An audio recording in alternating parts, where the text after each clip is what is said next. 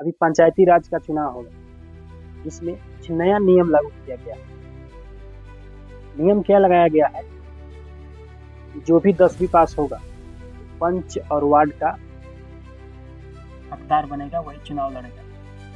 और जो 12th पास होगा, जो 12वीं पास होगा, तो मुखिया, सरपंच, वार्ड का चुनाव लड़ेगा। सरकार को कहना है कि हमें हर एक पंचायत एजुकेशन वाला हमें कैंडिडेट चाहिए। ये बात तो सही है, लेकिन सवाल ये खड़ा करती है, क्या 7वीं फेल हमें डिप्टी सीएम चाहिए?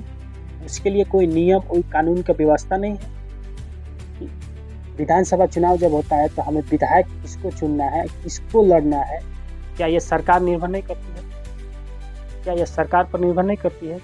और जब भी पंचायत राज का चुनाव जब आया, नियम लागू किया गया कि जो भी 10वीं पास होगा पंच और वार्ड का चुनाव लड़ेगा। और क्या हमें पूरे बिहार में जो विधानसभा ऐसे हमारे बिहार में जो विधायक हैं, जीत कर सामने आए हैं, जिनको शपथ पत्र पढ़ना नहीं आता है, क्या यही बिहार का नियम? जिसको शपथ पत्र पढ़ना नहीं आता है वो विधायक बन जाता है।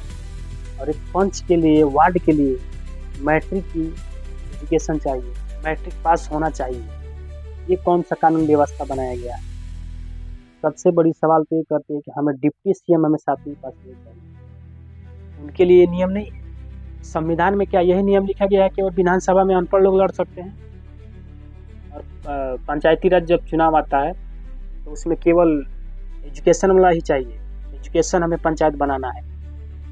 ये सरकार किस तरह से नियम लगा रही है, ये समझ से बाहर आ रहा है। किसी को कोई भी सोचने पे मजबूर हो जा रहा है, ये कौन सा नियम है।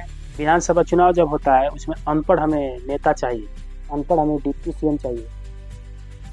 और जिसको शपथ पत्र पढ़ना नहीं आता है वो विधायक बन जाता है। और एक पंचायती राज चुनाव के लिए 10वीं पास चाहिए, मुखिया और सरपंच 12वीं पास चाहिए।